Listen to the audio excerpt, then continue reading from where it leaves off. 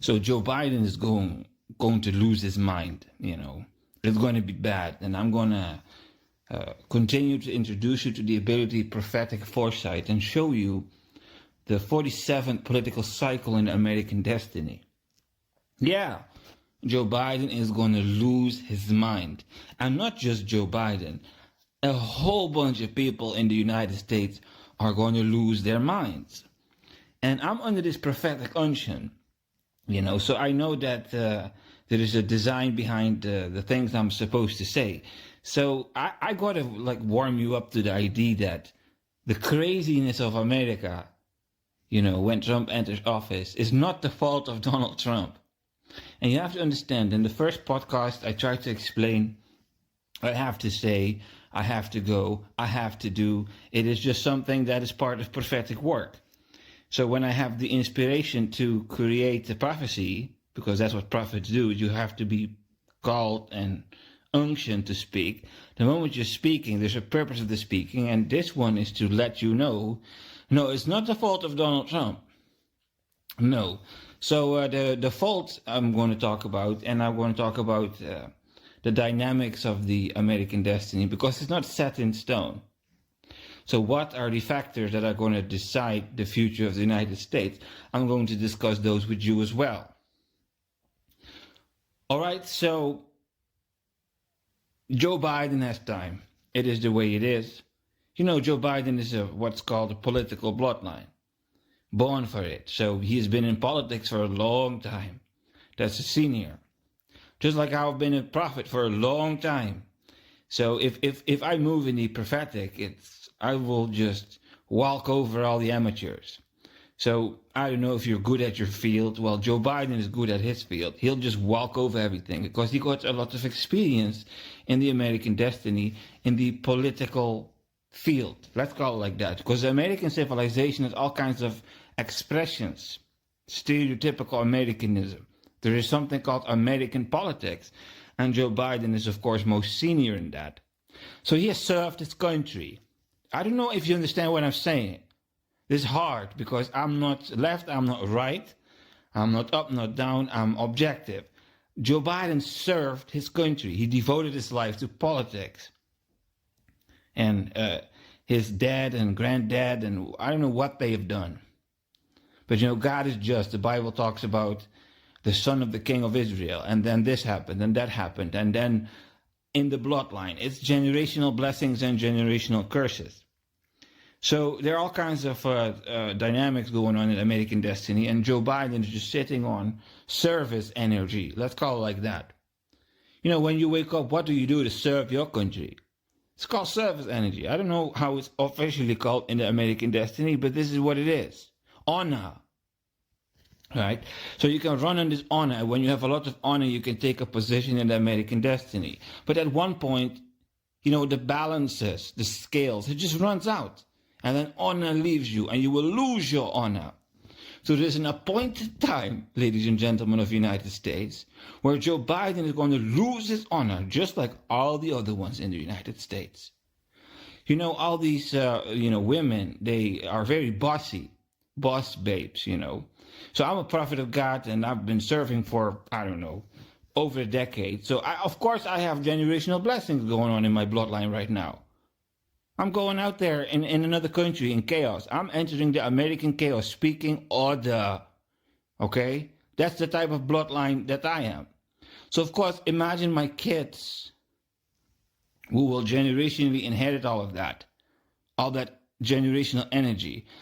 They can mess up. They can mess up, and they can mess up, and they can mess up, and they can mess up. You need to mess up a whole bunch of stuff to erase what I build up here, right? That's how that goes in monarchies as well. The first king is just, the second king is just, and all of a sudden corruptions enter, and the fifth line is dethroned. That's how that goes. It will take 5 generations for my descendants to destroy what I'm building up here. That's how the hard reality is. Universal standard, by universal law, instituted by God. That's how it works. I know your religious mind might not be in tune with that, but that's another subject. So Joe Biden got a lot of that. And all these people in America, these quote-unquote boss babes and whatever babe, and all these people with this attitude and these delusions and these woke or loke, all these weirdos can afford it to be weirdos. They can. They can afford it to parade and blaspheme and blaspheme and blaspheme some more. They can afford it because they're sitting on something. Watch the Bible, Kingdom of Israel. Every time when it goes wrong, what happens? They burn their firstborns. They want to have legal abortions. It is the way it is. When a people become mentally sick, they become like that. It's in the Bible. I'm not going to advise you to read it.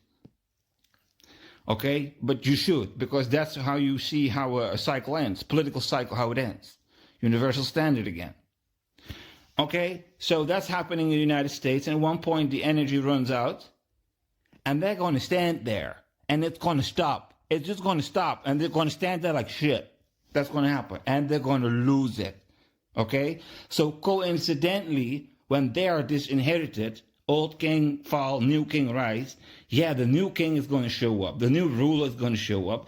And the old ones are going to crash and go crazy. But that's not the fault of the new ruler.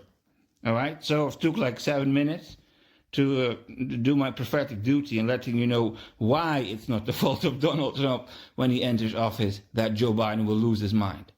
And a lot of Americans were under the same spirit. Let's call it the woke spirit. I don't want to go there because that's a shame. That's the loss of honor of the United States. Many people in the United States are in this woke ghost, this time ghost, woke ghost. Everyone under that ghost will go and lose his mind. The protection will go. It's in the Bible. Between Moses and the Pharaoh, Old Testament, the Tanakh, the Jewish holy book. There was a whole interaction between Moses and the Pharaoh. And it was all fruitless, but it still had to be done. Pharaoh is Pharaoh. Pharaoh is the ruler. Moses is the speaker. The speaker talks to the ruler. And the ruler is hardened. And all of a sudden the ruler is punished.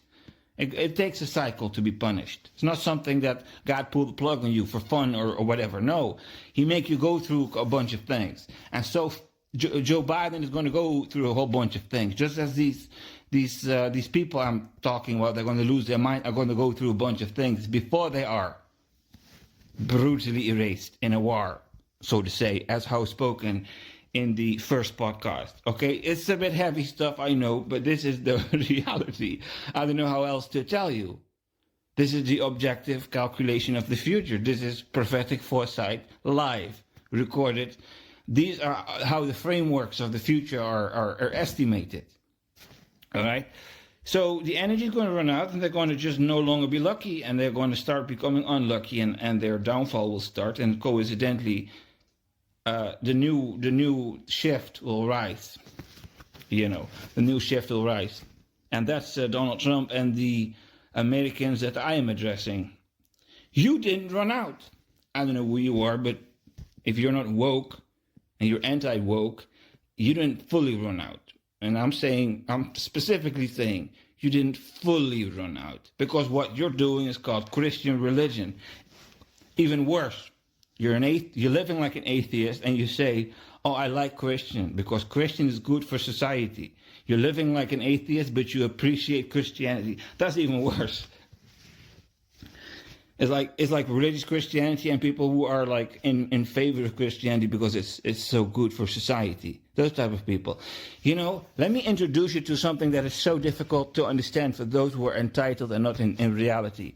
Subjected by some destiny or some generational curse, whatever tempers with your mind. This is the objective reality. God instituted universal laws. Break them, you will be punished. It's just the way it is. You can bargain with heaven. You're going to fail at that. Sure, God will have grace upon you when he sees the motivations of your heart. So when you know God's going to give you grace and go like, oh, God will give me grace, so I'll just do it. The motivation of your heart is wrong.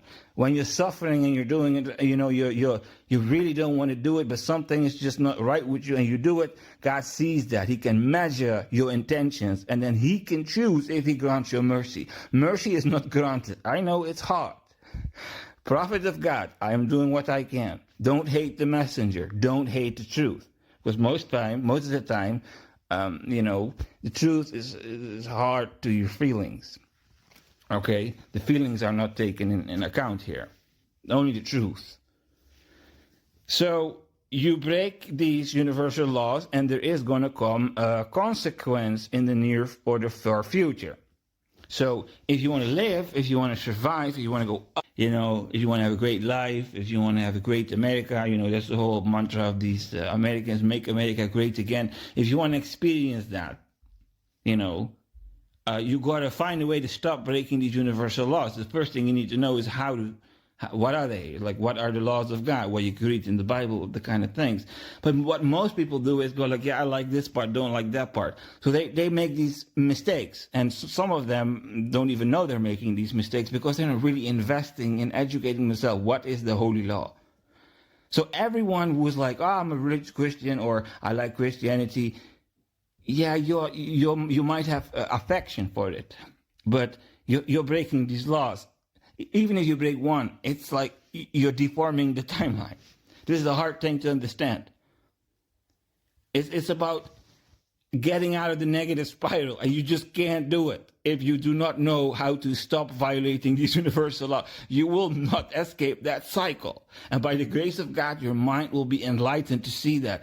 And there's going to come a point in your life, you're going to stop violating these universal laws, and then you will ascend.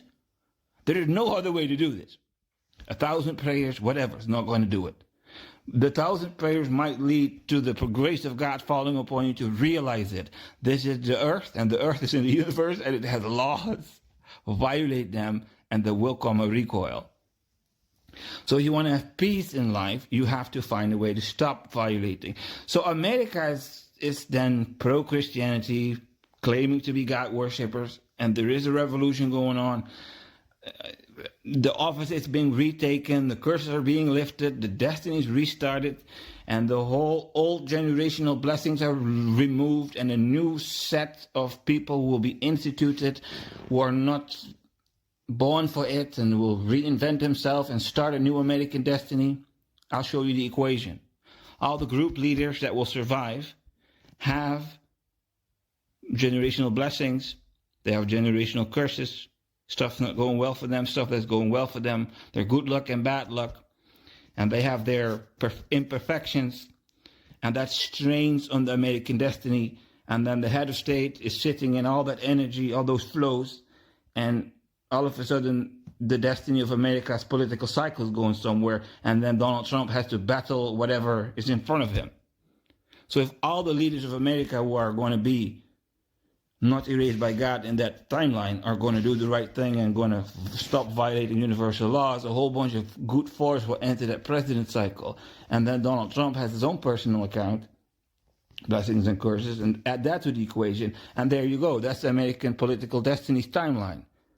War solved, war not solved. Economy fixed, economy not fixed. That's the time flow. That's how you do it. So this is a dynamic thing. It's not set in stone.